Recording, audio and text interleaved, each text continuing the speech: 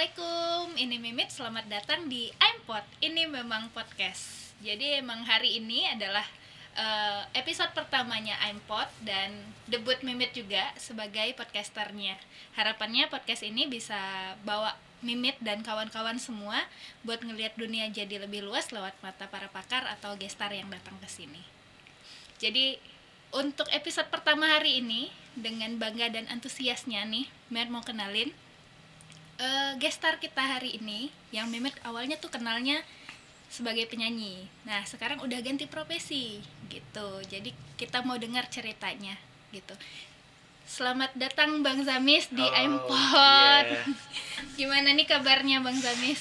Alhamdulillah seperti yang terlihat ya di kamera semua teman-teman ya. Baik-baik aja dan sampai sekarang masih diberikan kesehatan. Alhamdulillah. Okay. Ya. Harus sehat Bang Zamis kalau datang ke sini. Kalau Yeah. harus rapid dulu soalnya. Iya benar. Gitu. Jadi harus sehat emang datang ke sini. Jadi nih Bang Zamis kan Mimit pertama kali kenal Bang Zamis tuh penyanyi gitu.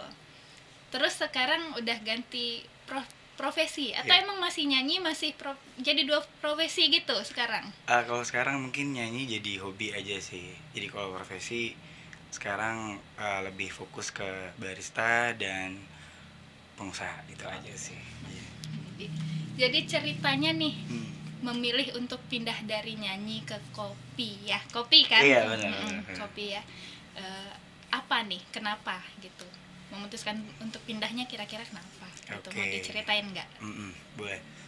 Jadi saya udah coba perjalanan nyanyi ya. Itu dari paling jauh ada Sulawesi Tenggara.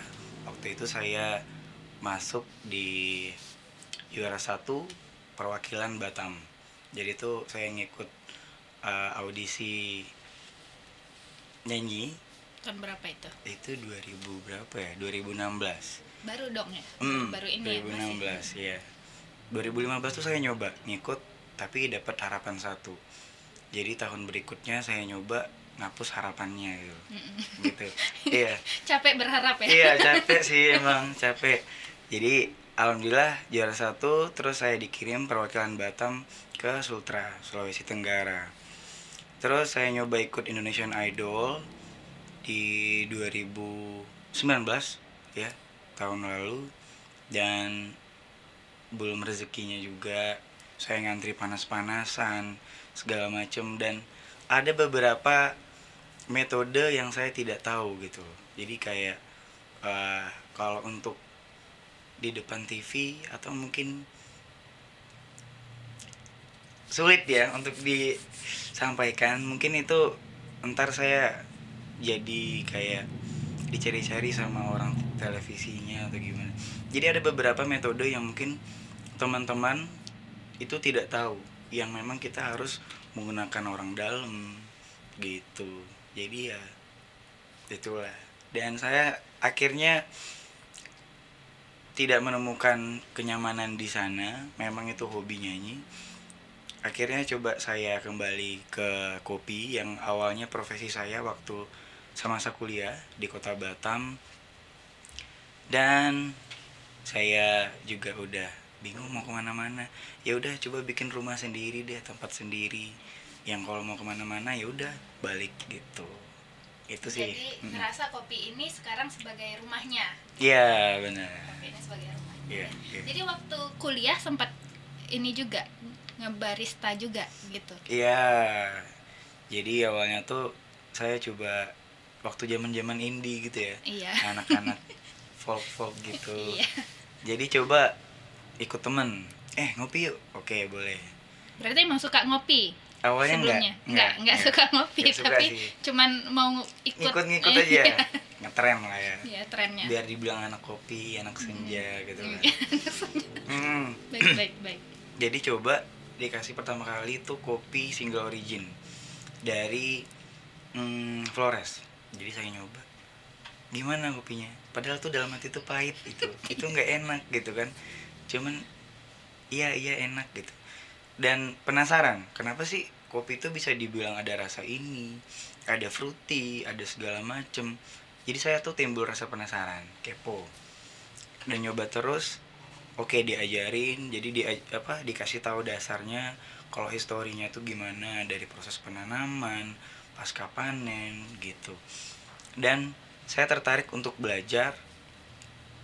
Mas baristanya waktu itu yang saya berawal dari customer, mau nggak kerja di sini gitu. Oh gitu. Karena saya sering ke sana dan bawel kan, nanya-nanya mulu. Ya udah kerja di sini, ntar saya ajarin dari basic gitu, beliau bilang. Oh jadi gitu awalnya kenal sama kopi itu nggak langsung bukan karena suka gitu ya, tapi emang karena awalnya ikut terus penasaran, nanya-nanya, diajak lah gitu bener, ya. bener. Terus kenapa nih menemukan rumah kopi ini di Ranai gitu? Oke. Penasaran, ini yang paling bikin penasaran, kenapa di Ranai? Iya. Karena kan sebenarnya kalau di Batam itu lebih kayaknya lebih banyak luas peminatnya juga gitu okay, kan. okay. Kenapa di Ranai? Dan kalau di Batam mungkin orang turnover juga keluar Iya. masuk ya. Jadi awal saya resign dari tempat lama, dari kau teman lama saya gitu. Iya. Kau teman lama. Iya. Jadi saya coba balik ke daerah asal, tempat lahir saya, Dumai ya. Jadi itu sempat sedih loh itu. Sedih. Iya, waktu itu kan lebih waktu itu lebih banyak ini kan postingan yang Zamis pamit kan. Itu termasuk sedih gitu. Kenapa tuh? Termasuk sedih karena emang kadang tuh emang nyari ke kau teman lama, nyari Bang Zamis nyanyi gitu. Iya benar. Dia tuh ngefans soalnya. Gitu. Jadi sebenarnya kayak banyak faktor sih. Alasan pertama yang mungkin lebih kuat kenapa nggak nyanyi lagi dulu ya, itu saya kenal rokok di Ranai. Saya kenal rokok, terus begadang, tidurnya pagi, nggak jelas gitu kan. Jadi tuh memang nggak pernah olah vokal, ngaruh ke suara, sampai falset pun juga nggak bisa, pernapasan terganggu. Nah itu alasan pertama kenapa sih nggak mau nyanyi lagi gitu. Terus kedua, saya coba resign. Saya tidak menemukan rumah di tempat lama mungkin ya, yang dimana menurut saya rumah itu comfortable, kita nyaman di sana, apa yang mungkin kita butuhkan itu ada. Jadi saya balik ke tempat asal, saya ngobrol ke orang tua, saya udah bingung nih mau kemana gitu. Saya nemuin rumah kemana-mana gak nemu, dan selama ini saya juga numpang nih mak gitu. Ya ini kan rumah mama, janganlah kayak gitu kan. Ya kita kan ngumpul sama-sama gitu, apa-apa sama-sama. Enggak, jadi mungkin apa yang saya sampaikan tidak sesuai dengan ekspektasi orang tua gitu. Maksudnya yang orang tua tangkap dengan bahasa yang saya gunakan itu kurang matching gitu kan. Tapi ya saya tetap coba kasih saran atau mungkin ngobrol lah ya. Jadi mak, saya seperti ini, saya udah kemana-mana dan nggak nemuin tempat. Ya udah gimana mak, kalau saya mungkin buka kedai kopi, izin ya mak, di rumah mama. Di rumah maksudnya itu waktu itu di rumah ya? Di rumah orang tua. Di rumah orang tua. Di tempat asal. Di tempat asal. Jadi saya nyoba ngobrol, ntar udah ngukur-ngukur tuh barnya gimana, alat-alatnya gimana. Terus orang tua bilang, ini yakin di sini nih, di gang kecil ada tempat ngopi, emang orang mau ke sini gitu. Orang-orang mau nggak ke sini? Ya kalau nggak dicoba kan nggak tahu gitu. Kalau salah satu perusahaan startup itu bilang mulai aja dulu ya. Sebenarnya. Cuman tapi kadang ya saya mikir kayak orang tua saya realistis gitu. Ntar tempat parkir di mana? Itu kan ada mak di depan tuh, tanah orang, lahan gede. Ya udah ntar kalau misalnya hasil per bulannya ada, kita bayar aja, sewa lah per bulan gitu kan. Iya kalau rame, kalau sepi gimana? Iya dia gitu. Dan akhirnya kayak pasti kayak patah semangat ya. Jadi sempat patah semangat sebelum akhirnya memilih buka beneran gitu. Sempat kayak down juga ya. Aku nggak bisa apa insecure kan. Iya, insecure. Jadi sampai bahasa sekarang itu. Iya benar. Insecure. Jadi sampai orang tua tuh nangis. Jadi orang tua saya bilang, mama tuh sedih, anak mama kuliahnya nggak selesai gitu ya, anak mama kerja, harusnya kalian tuh di rumah aja enak, nggak perlu kerja capek-capek. Itu sambil nangis, orang tua ngomongnya sambil nangis. Coba mama jadi orang kaya, kalian nggak perlu kerja, kalian nggak perlu kuliah gitu. Jadi saya langsung mikir, bukan pengen ngajarin orang yang udah ngajarin saya ngomong, bukan, tapi saya coba kasih pengertian, mak, kalau kami mak ajarin kayak gitu, kami tuh nggak jadi orang, mak, kami nggak jadi apa-apa. Bahkan saya kalau di rumah dipanggil Eja, bahkan Eja kalau di luar tuh kayak ngekos ya di Batam waktu itu, ngepel, oh ternyata ini ya kenapa aku pas kecil itu diajarin ngepel, gitu. Iya. Jadi kayak, oh iya ya, jadi masak nasi itu biasanya segini gak sih, atau segini ya kan, oh ternyata ini gitu. Bahkan teman saya waktu itu satu kos itu nggak bisa apa-apa, ngepelnya tuh sembarangan gitu, kayak asal-asalan gitu ya kan. Iya. Kayak terus dia bilang, aku nggak pernah diajarin kayak gini di rumah. Oh, oke. Jadi sampai orang tua sambil nangis ya, saya bilang kayak gitu, alhamdulillah mak udah ngajarin kayak gini, papa udah ngajarin kayak gini, jadilah saya seperti sekarang gitu.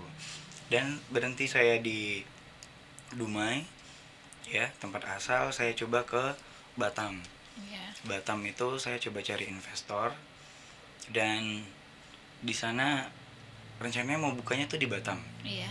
Tapi di Batam itu mungkin karena udah banyak kedai kopi sih. Iya. Jadi di tempat satu udah ada, belum lagi kayak perusahaan raksasa yang masuk kayak Excelso yang punyanya kapal api, terus ada janji jiwa, janji manis, janji palsu ya kan? Iya. Semua janji ada. Iya.